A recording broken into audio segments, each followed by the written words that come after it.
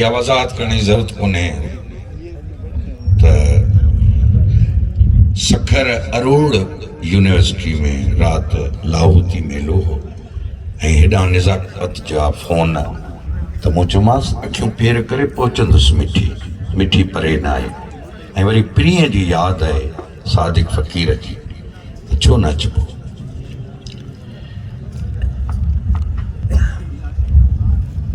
आयो त आहियां हिते सची ॻाल्हि ॿुधायां त ॿियो बि दर्द ऐं ॾुख मुंहिंजे अंदर में आहे उहो आहे वरी हिकु ॿिए पीढ़ी दोस्त साईं दाद खे विछोड़े जो थोड़ियूं ॻाल्हियूं साईं दाद जे लाइ।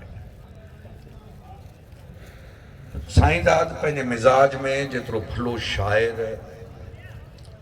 ऐं सुहिणो ऐं ॿियनि जे दिलनि में जाइ ठाहिण जो फन रखंदड़ उन वटि साइरी हुई जादूगरी हुई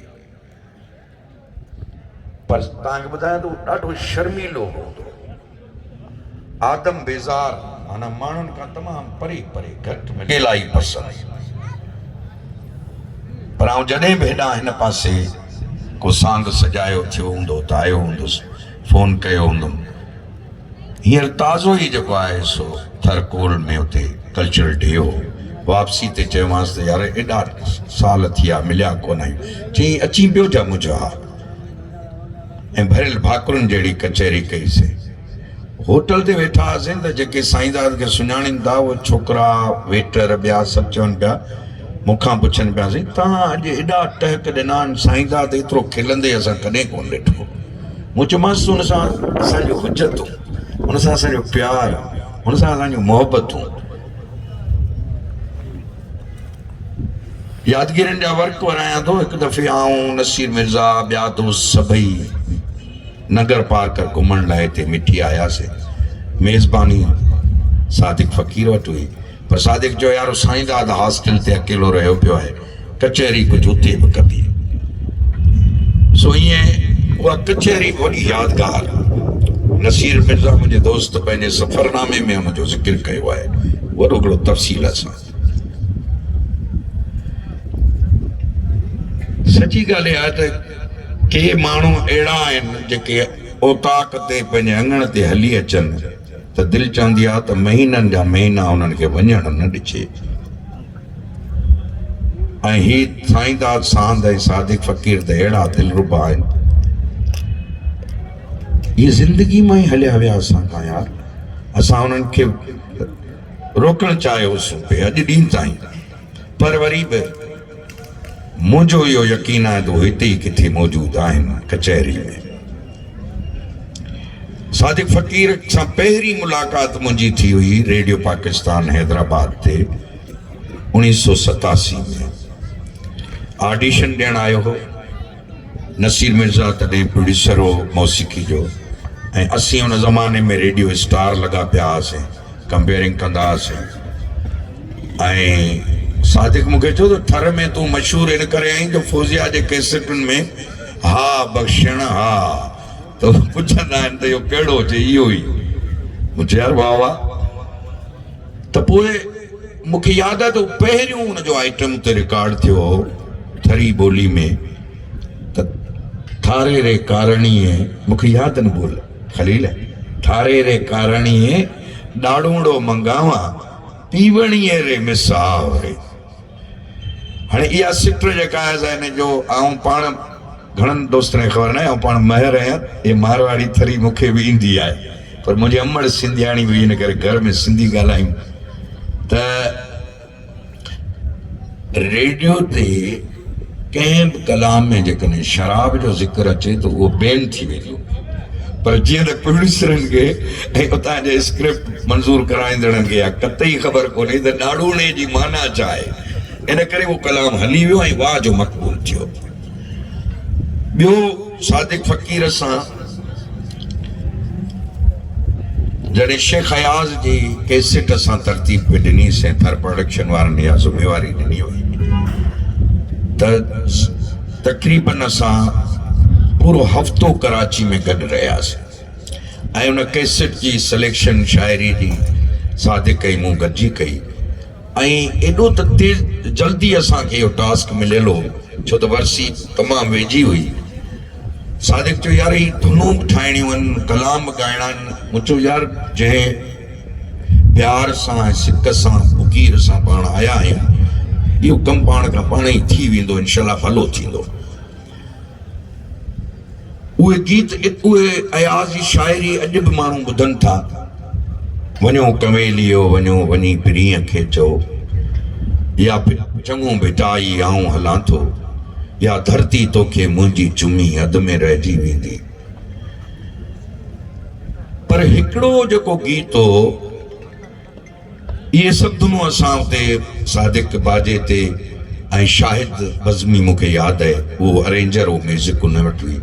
पर हिकिड़ो हो थी अमल तास ते कूक कोयल करे, हू परे आ परे आ परे आ परे। इन जो कुझु 7 तर्ज़ूं ठाहियूं हुयूं पर असां ॿई मुतमइन न थियूं।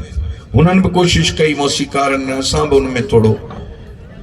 पोइ मूं चयोमांसि यार हाणे हुते शादाब स्टूडियो रीगल चौक ते कराची में उते इहो सॼो कुझु अरेंजमेंट थियो पियो। मूंखे चई मूं चयोमांसि सादिक हेठि हलूं था, हली का पठाण जी चांहि पियूं, कुझु मूड मटायूं त का न का शइ किथां न किथां आमद थी वेंदी। बिलीव कयो असां उन पठाण जे होटल ते चांहि पी वेठा हुआसीं, टेबल वॼाईंदे सादिक ईअं इहो बोल न पर हिकिड़ो राग इन जंहिंमें इहो कंपोज़ थियल आहे उनखे झूंगारण शुरू कयो त मुंहिंजे यार हिन में जेको फीलिंग्स आहे परे थियण जी उहा उभरी अचे। ऐं पोइ उते जो उते उहा इहा शाहकार धुन ठही वई, थी अमल तास तां कूक कोयल करे, हू परे आ परे आ परे आ परे। हाणे बि निज़ाकत जॾहिं हुनजी हिकिड़ी वीडियो में ॻायो पिए, मूं फ़ोन करे चयोमांसि मुंहिंजो यार छा यादि ॾियारे छॾियो थी। ॿियो हिते ॻाल्हि निकिती त सादिक फ़क़ीर जी गायकी। ॻाल्हि इहा आहे त हुनुर जेको आहे,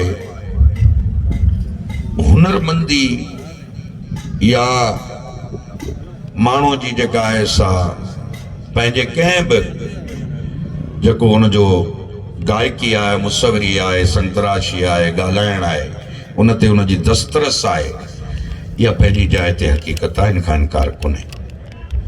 पर गायकी जी दुनिया में जेको मधुर आवाज़ आहे इहो सिखी न आहे सघो, इहो मालिक जी अता आहे जेको गले मां पसार करे थो। सादिक फ़क़ीर वटि खणी शाम 84 जे सलामत अली ख़ान तो वारो आशिक़ ज़रूर हो हुनजो, पर उहो न हुस्न न। पर सची ॿुधायांव थो त कुदरत जी अता जे आधार हुनजो आवाज़ हिन काइनात में हिकिड़ो हसीन आवाज़, एॾो मिठो आवाज़। तव्हां तसवर त करियो अखियूं पूरे हुनजो इहो गीत अयाज़ गुल जो त तोखां थींदे धार, खिलंदे खिलंदे यार, लुड़क लड़ी पिया लार करे, त तव्हांजो अखियूं आलियूं थी वेंदियूं। इहा आवाज़ जेके दिलनि ताईं हलिया वेंदा आहिनि। ॿियो सादिक फ़क़ीर जी वॾे में वॾी ॻाल्हि इहा, शेख अयाज़ चयो त ॾात वॾी शइ न आहे पर सच वॾी शइ आहे, ऐं जो सच मचाए सो मच वॾी शइ आहे। हू सचो निज नुबार हो, पंहिंजे पूरे वजूद में अंदर ऐं ॿाहिरि बिल्कुलु अछो उजरो इंसान, इहो तमामु घटि थींदो आहे। ऐं पंहिंजे किरदार सां, पंहिंजे अमल सां, पंहिंजे रवैयनि सां लखें दिलनि में जाइ जोड़ण जड़े तेड़े जी ॻाल्हि न आहे। कंहिं शाइर चयो त जिस्म की बात नहीं थी, उनके दिल तक जाना था, लंबी दूरी तय करने में वक्त तो लगता है। सो सादिक फ़क़ीर इहा दूरी जेका आहे उहा लमन में हू जेको आहे सो पूरी कंदो हो। अॼु बि हू हज़ारें लखें दिलनि में धड़के थो, उहो अॼु बि असांजे मन में जीअरो आहे, सची ॻाल्हि आहे। सो शाल असांजी हाज़िरी पूरी थिए। यार सादिक तूं अॼु बि असां सां गॾु आहीं, तुंहिंजे फोटूअ जे आॾो ॾीआ ॿारिया अथऊं, तूं मन में ॾींहं न जांचर कंदो रहंदे जेसि ताईं साफ़ साव आहे। सहेड़ियां तूं पंहिंजी ॻाल्हि खे पिटाई ॾियनि सिटुनि सां त जोगीअड़ा जहान में नूरी ऐं नारी बरी जिन बारी आऊं न जेंदुसि हुन रे। वॾी महिरबानी।